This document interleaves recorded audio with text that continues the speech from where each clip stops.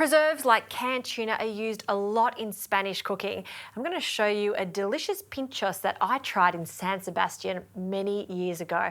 I remember it because we were sitting out on the streets. It was a hot night, having a little glass of wine and these delicious capsicum and tuna wraps. They were divine, and I'm going to try and replicate it today. So to give it a really creamy texture, I like to add just a tablespoon of hummus. So we'll add that straight to a blender. Now I like to use a good quality canned tuna. This one's in spring water. I have drained it, and then we'll add that to our food processor. We need about 185 grams. To this, I like to add a pop of saltiness. So I get that from some anchovies, just 2 anchovies, and capers, a pop of saltiness again from the capers. So we want about a teaspoon or so of capers. I'm just taking them out of the brine. For a little zing, the zest of some lemon.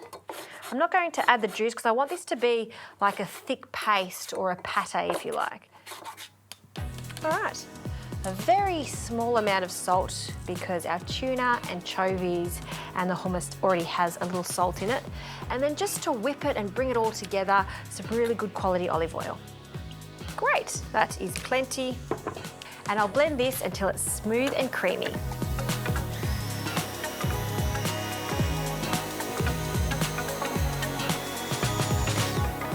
All right, this is looking really good. See how smooth and thick it is? That's what we're after.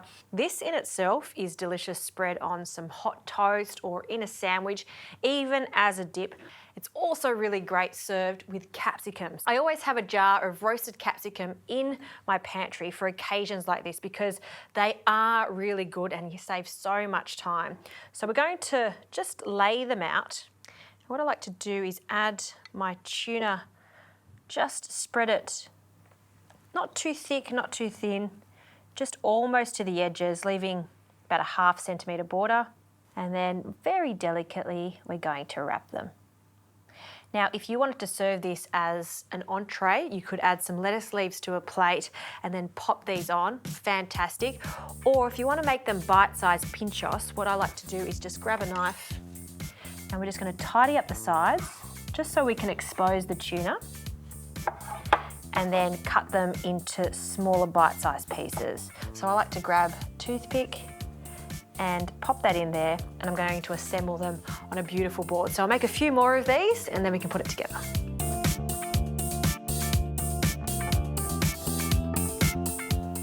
Well, these cute little parcels are ready to be plated up.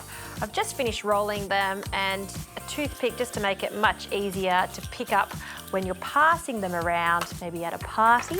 I'm going to present these on this cute little board, bit of a traditional way. And I always like to finish it off with a small garnish, so freshly chopped parsley.